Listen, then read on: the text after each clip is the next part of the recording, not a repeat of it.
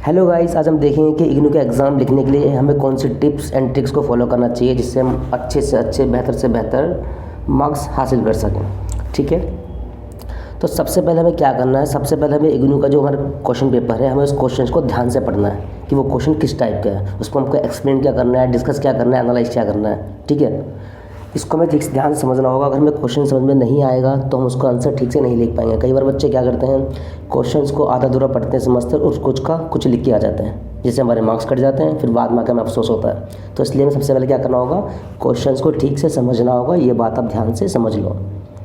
फिर हमें क्या करना होगा, क्वेश्चन को समझने के बाद जो हमारा आंसर लिखेंगे, जो हमारा स्ट्रक्चर होगा, उसको हमें एक बेहतर तरीके से बोर्डिंग करना है। ठीक है, सबसे पहले हमें क्या करना होगा, हमारा जो इंट्रोडक्शन है, हमें 3 से 4 लाइन का अपना इंट्रोडक्शन लिखना होगा उस टॉपिक के बारे में। ठीक है, फिर उसके बाद हमारी मेन बॉडी है, उसकी जो हेडिंग है, पॉइंट्स है, एग्जांपल्स उसमें पुट करने हैं। जितने भी हमें आंसर लिखने हैं वो पॉइंट्स के साथ या बुलेट्स इस्तेमाल करो, उसका पॉइंट लिखो, काउंटिंग डालो उसमें। ठीक है, इस सब के साथ लिखना है और एग्जाम्पल वहीं देना है जहाँ ज़रूरत हो। हर जो हमारा पॉइंट होगा वो 4 से 5 लाइन का होना चाहिए, इससे ज़्यादा का नहीं और कम का भी नहीं। ठीक है, और जो हमारे मेन शब्द, जो मेन हमारे जो वर्ड होते हैं, चाहे हमारे डेट ऑफ बर्थ हो या किसी व्यक्ति का उसमें नाम हो, थिंकर का, फिलोसोफर का, उसको हमें अंडरलाइन करना है ताकि उस पर ज़्यादा फोकस जाए। जब आपका एग्ज़ाम चेक हो तो उनका फोकस उसमें ज़्यादा जाए। ठीक है, सबसे लास्ट में हमें क्या करना होगा, हमें लिखना होगा कंक्लूजन, निष्कर्ष लिखना होगा हमें 4 से 5 लाइन का। ठीक है, तो उसमें आप अपने खुद के विचार भी ऐड कर सकते हो और कोशिश ये करना जब भी आप एग्ज़ाम लिखो, अगर एग्जाम्पल उसमें पुट करो तो जो करंट में सिचुएशन चल रही है उसको लेकर एग्ज़ाम में अपना पॉइंट ऑफ व्यू लिख सको। इसके बाद देखिए, इसमें हमें क्या करना होगा, इग्नू में किस टाइप की भाषा का इस्तेमाल करना चाहिए, ये बहुत खास बात है। हमें ज़्यादा से ज़्यादा ईजी लैंग्वेज रखनी है अपनी जो नॉर्मल भाषा है आपकी। आपको ज़्यादा बुक के हिसाब से नहीं जाना।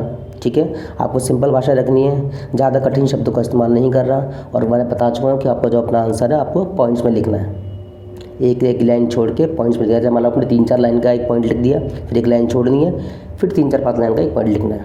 ठीक है, और जितना भी आपका पैराग्राफ बड़ा नहीं होना चाहिए। बहुत से बच्चे क्या करते हैं, 8 लाइन, 10 लाइन, 12 लाइन का पैराग्राफ लिख के आए थे। हमें इतना नहीं लिखना, हमें 4 से 5 लाइन का एक छोटे छोटे पैराग्राफ लिखने हैं। इसके बाद अगर मान लो ज़रूरी है तो बहुत से एग्जाम में पॉलिटिकल, सोशल, इकोनॉमिक्स में क्या होता है, आपको डायग्राम्स हो गए, फॉलो चार्ट्स हो गया, टेबल्स बनानी पड़ती है। अगर ये आप बना सकते हो, आपके पास समय है, तो काफ़ी ज़्यादा बेहतर रहेगा, ये आपके नंबर को काफ़ी ज़्यादा ग्रो करते हैं। इसके बाद ये बहुत इंपॉर्टेंट है, टाइम मैनेजमेंट। देखो, अगर आपका 10 नंबर का एक क्वेश्चन है तो आपको उसमें 15 मिनट से ज़्यादा नहीं देने, जिसमें आपको 2 से 3 पेज लिखने हैं। और अगर 15 मार्क्स का क्वेश्चन है तो उसमें कम से कम आपको 20 मिनट देने हैं बस, आपको इससे ज़्यादा नहीं देने। इससे आप कम में कर सकते हो लेकिन इससे ज़्यादा मत देना, वरना आपके पास टाइम ख़राब हो जाएगा, इतना टाइम नहीं बचेगा फिर एंड में, फिर आपके क्वेश्चन छूट जाएंगे। तो आपको 15 मार्क्स में 20 मिनट देना है, 3 से 4 पेज लिखने हैं। और आपको 20 मार्क्स में 30 मिनट या उससे कम में आपको ये करना है, जिसमें आपको 4 से 5 पेजेस लिखने हैं। अगर आप इस हिसाब से चलोगे तो आपका टाइम बच जाएगा एंड में, जिसमें आपको अपने एग्ज़ाम को दोबारा रीचेक कर सकते हो। और ये बहुत इंपॉर्टेंट है। इसके बाद देखो, पहले वही सवाल लेके जो स्ट्रॉन्ग हो। अगर मान लो आपको जो भी सबसे पहले जो आपको बेहतर तरीके से क्वेश्चन आता है, उस क्वेश्चन को आप पहले अटैम्प्ट करें और सही तरीके से उसको लिखें, ताकि जब एग्जामिनर आपका चेक करे आपकी शीट्स तो उसको उसमें अच्छा लगे, इंटरेस्ट आ जाए देखने में। ठीक है, तो फर्स्ट इंप्रेशन वाला खेल है यहाँ पे। तो पहले आप उसको फोकस रखना है, जो आपको अच्छा क्वेश्चन आता है पहले सबको वही लिखना है। इसके बाद जो आपकी आंसर शीट है, कोशिश करें वो वहीं से फटे ना, साफ़ सुथरी रहे। ठीक है, और हेडिंग को अंडरलाइन करना ना भूलें। हर पॉइंट में जो आप हेडिंग डालोगे उसको अंडरलाइन करना बहुत ज़्यादा ज़रूरी है। इसके लिए आप ब्लैक पेन का भी इस्तेमाल कर सकते हो और पॉइंट्स में आप नंबर भी डाल सकते हो। ठीक है, इसके बाद ये बहुत इंपॉर्टेंट है, ये मैं हर बार बच्चों को बोलता रहता हूँ, एग्ज़ाम में गलती आपको अपनी छोड़नी ही नहीं है। यदि उत्तर लिखते समय कोई शब्द, कोई वाक्य, ठीक है, या कोई लाइन या कोई पैराग्राफ आपसे गलत हो जाता है, ठीक है, तो आपको उसको डार्क क्रॉस नहीं करना, ना वन लाइनर क्रॉस करना, आप उसको ऐसे ही छोड़ दो। अगर आप उसको डार्क क्रॉस करोगे, घिसते रहोगे, उसे गोल ब्लू कर दोगे, डार्क कर दोगे, तो जब आपकी कॉपी चेक होगी तो आप उसको दिखा रहे हो कि हाँ हमसे गलती हुई है और हमारे नंबर काट लो। तो हमें ऐसा नहीं करना।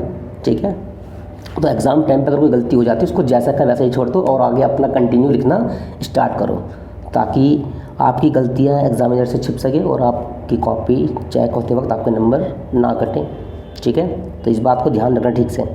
और आपका टाइम नहीं है पढ़ने पढ़ाने का, तो हमें क्या करना है, कोशिश यही करनी है कि जो हमारे प्रीवियस ईयर के 5 साल के जो क्वेश्चन पेपर्स हैं उनको उठा लेना है, उसमें से हमारा 40 से 50% का वेटेज आ जाता है, ठीक है। और हमें ये भी करना है, अगर मान लो आपके पास 5 साल तक का टाइम नहीं तो आप कुछ मत करो, प्रीवियस ईयर के 2 साल के क्वेश्चन पेपर पढ़ लो, ठीक है।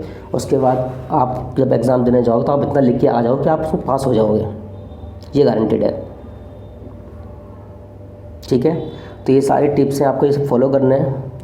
अगर आप इन सबको फॉलो कर लेते हैं एग्ज़ाम में तो आपको इससे काफ़ी ज़्यादा फ़ायदा होने वाला है, ठीक है। जितना हो सके इसको एक बार ठीक से देख लेना, पढ़ लेना, समझ लेना, और ज़्यादा पढ़ने की ज़रूरत नहीं है। अगर आपको एग्ज़ाम, अगर आप पर डे 2 घंटे, अगर आपका एग्ज़ाम 2 दिन बाद है, 3 दिन बाद है, आप पर डे 2 घंटे भी पढ़ लेते हो ना, मॉर्निंग में आपको 1 घंटा पढ़ना है और शाम को क्या करना है, उसका रिवीजन करना है बस, तो इसमें आपका काम हो जाएगा। तो चलो फिर तैयारी करो एग्ज़ाम की, एग्ज़ाम आपके स्टार्ट हो चुके हैं। आगे मिलते हैं नेक्स्ट वीडियो में कुछ नई चीज़ों के साथ।